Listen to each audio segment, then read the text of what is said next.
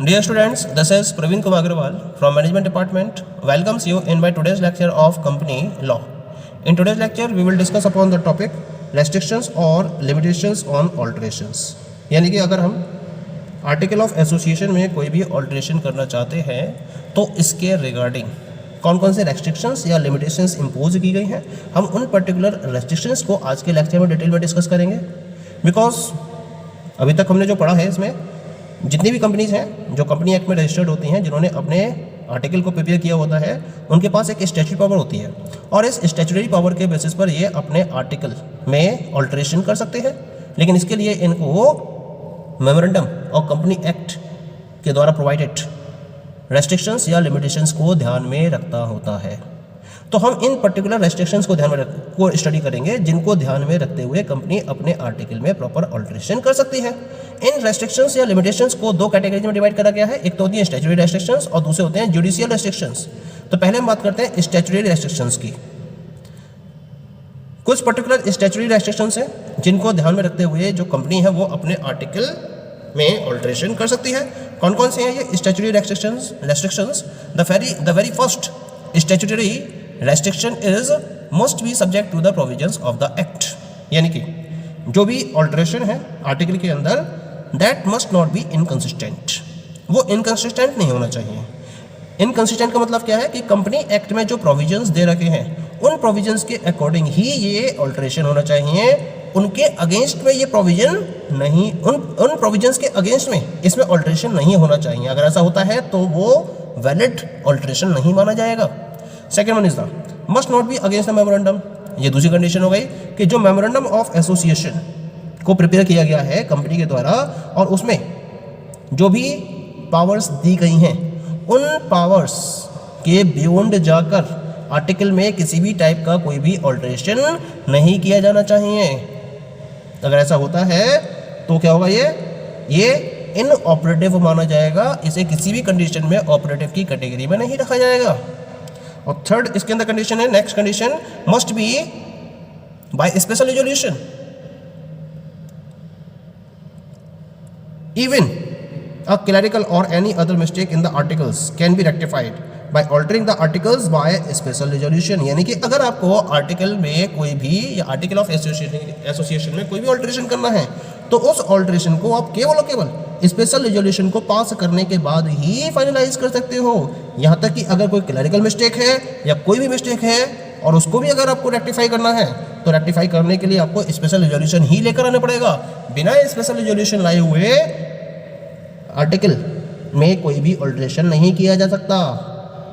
Ordinary resolution के basis पर तो ये पॉसिबल ही नहीं है। इसके लिए केवल स्पेशल रिजोल्यूशन ही वर्कआउट करता है। The next one is the must comply with entrenchment provisions. यानी कि अगर किसी भी रेगुलेशन के रिलेशन में कोई भी एंट्रेंचमेंट के प्रोविजन दे रखे हैं तो उस केस में उस पर्टिकुलर रेगुलेशन में ऑल्ट्रेशन तभी पॉसिबल है जब उस एंट्रेंचमेंट के प्रोविजन को फॉलो करते हुए ही आप उस रेगुलेशन में ऑल्ट्रेशन कर रहे हो। तो उन्हीं कंडीशंस को ध्यान में रखना होगा। जो भी स्पेशल कंडीशंस हैं इसके रेगुलेशन के ऑल्ट्रेशन के रिलेशन में, अगर उन स्पेशल कंडीशंस को फॉलो किया जाएगा, उनको कंप्लीट किया जाएगा, तभी इस रेगुलेशन में ऑल्ट्रेशन पॉसिबल हो सकेगा। ठीक है। Next one is the must be approved by the tribunal in certain cases. कुछ पर्टिकुलर केसेस ऐसे होते हैं जिसमें अगर कंपनी अपने आर्टिकल में कोई भी ऑल्ट्रेशन करती है तो इसके लिए उसे ट्रिब्यूनल से अप्रूवल लेना होता है, तब जाकर ये इफेक्टिव होता है। तो अगर कंपनी ऐसा नहीं करती है तब तक ये इफेक्टिव नहीं माना जाएगा या फिर ये इनऑपरेटिव माना जाएगा।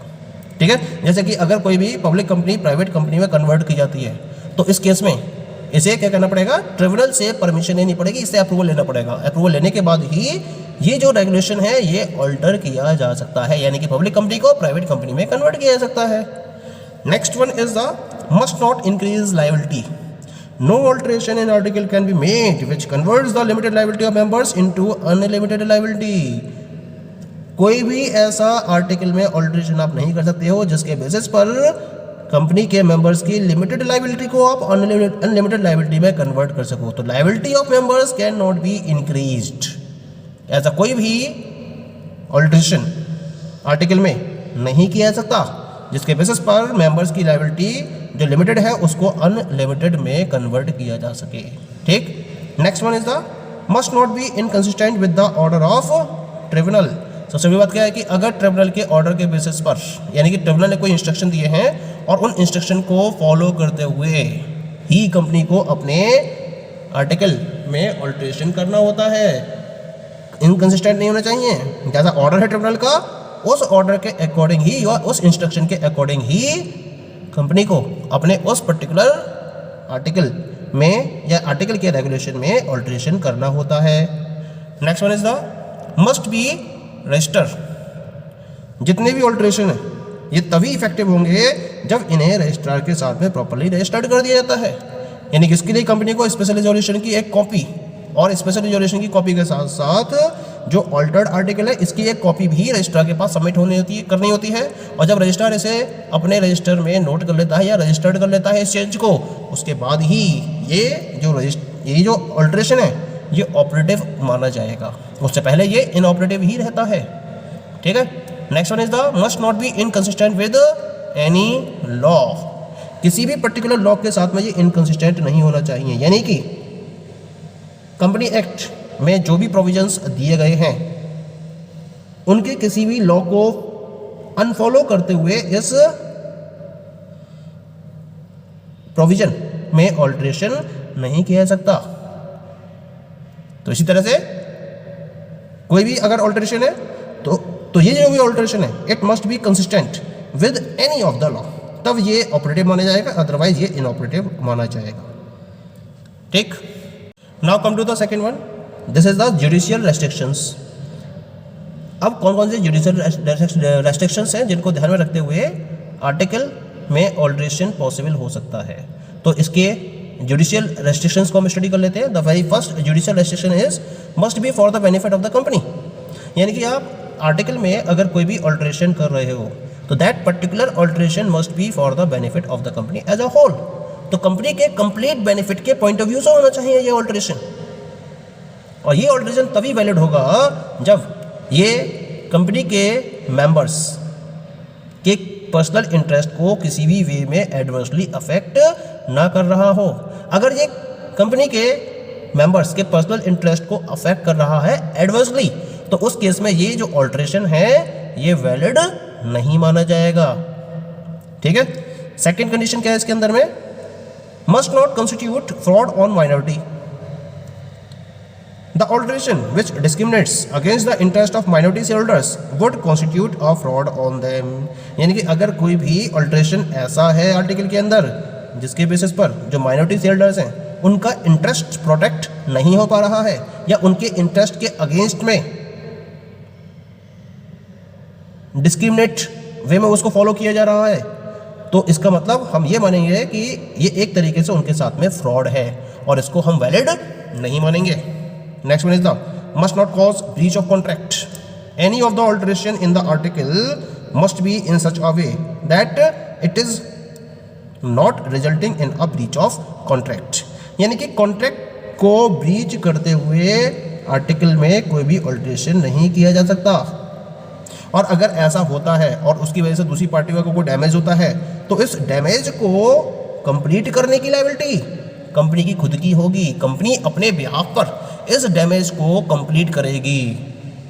लेकिन अगर कोई पर्टिकुलर पर्सन है जो क्या करता है कि आर्टिकल्स के टर्म्स को ध्यान में रखते हुए या आर्टिकल्स की टर्म्स पर कंप्लीटली डिपेंडेंट होते हुए कॉन्ट्रैक्ट को फुलफिल करता है या कॉन्ट्रैक्ट को फॉलो करता है, तो उस केस में जो आर्टिकल में ऑल्ट्रेशन का रिस्क है वो कंपनी खुद बियर नहीं करेगी, वो उस पर्सन को खुद ही बियर करना पड़ेगा।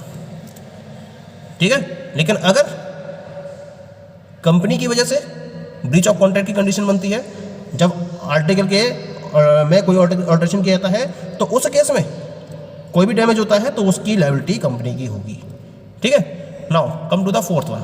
फोर्थ वन क्या है इसके अंदर, must not result in expulsion of a member.